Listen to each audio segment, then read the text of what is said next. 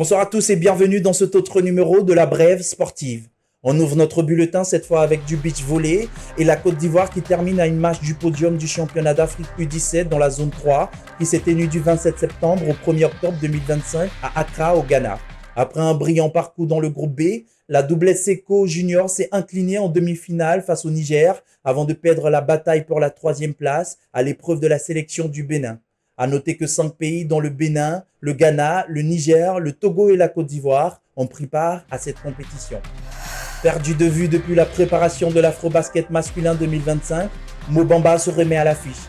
Cette fois dans la lucarne des transferts, puisque le pivot ivoirien a signé un nouveau contrat avec le Jazz de Utah en NBA. Après avoir participé à seulement 32 matchs la saison dernière avec les Clippers et les Pelicans de New Orleans, Mo Bamba espère relancer véritablement son histoire au sein de la Ligue nord-américaine avec le Jazz de Utah qui a annoncé le deal sur les réseaux sociaux le 27 septembre dernier.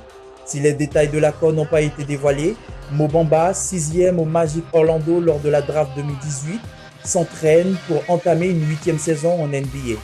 Il y a 2 mois, sur Sport Ivoire TV, il annonçait les couleurs de son ambition. Je remarque, vous avez indiqué que si Didier Drogba ne se présentait pas, vous serez candidat. Est-ce que c'est pour 2026? Je le souhaite que ça soit pour 2026. Je me le souhaite fortement parce que je veux changer les choses. Une ambition clairement affichée depuis le 30 septembre 2025, à l'issue de son passage sur les antennes de Nostalgie à l'émission Nostal Foot. T'es candidat à la Fédération ivoirienne de football? Oui, j'ai des ambitions pour la Fédération ivoirienne de Tu es football. candidat? Des ambitions pour l'année prochaine ou dans quelques années? Mais pour l'année prochaine, pourquoi pas? Donc tu es candidat aujourd'hui? Ouais.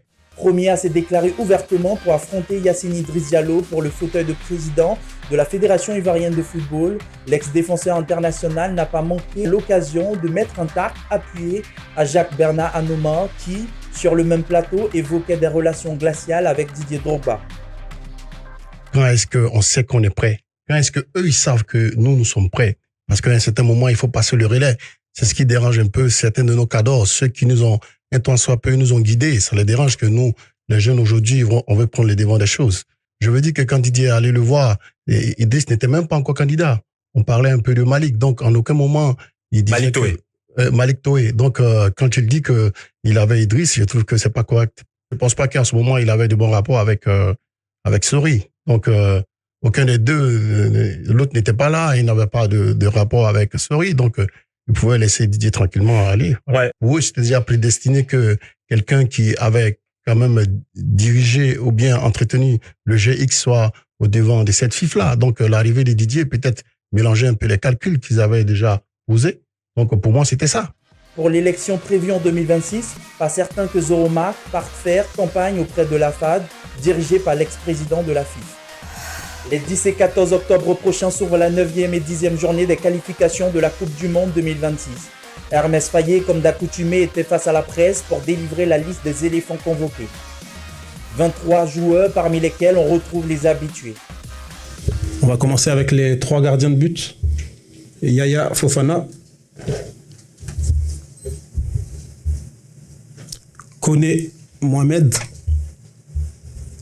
et Lafont Alban.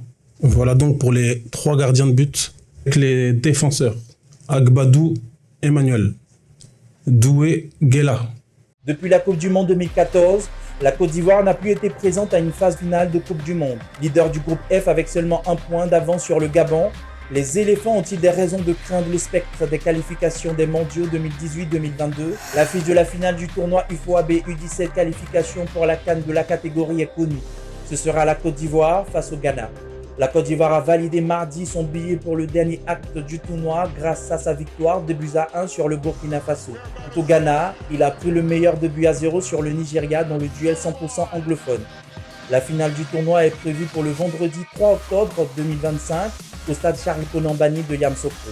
L'Afrobasket masculin 2025 demeure dans la mémoire des Ivoiriens. Éliminé en quart de finale par le Mali, c'est avec humour que ces blogueurs le ramassent tout en espérant un autre rendez-vous entre les 2 pays pour conjurer le sort. Le Mali se sent trop. Depuis cette élimination, le Mali, tous les Maliens, ils sont comme ça. Mais n'ayez pas peur. C'est nos joueurs sorciers là qui nous ont vendus. Et après, Les Ivoiriens se demandent si cette élimination n'est pas un montage de l'IA par hasard. Oui, genre, après l'élimination, genre, les Ivoiriens se sont demandé, est-ce que c'est pas un montage IA par exemple? Parce que, genre, c'est pas possible que le Mali élimine la Côte d'Ivoire. Genre, c'était comme un montage IA, quoi. Et après vérification, est-ce que c'est l'IA? Non, Ah, c'est vrai? ils sont éliminés. Éliminés. C'est faux. C'est faux. Genre, on est vraiment éliminé, quoi. La Côte d'Ivoire est vraiment éliminée. Et après?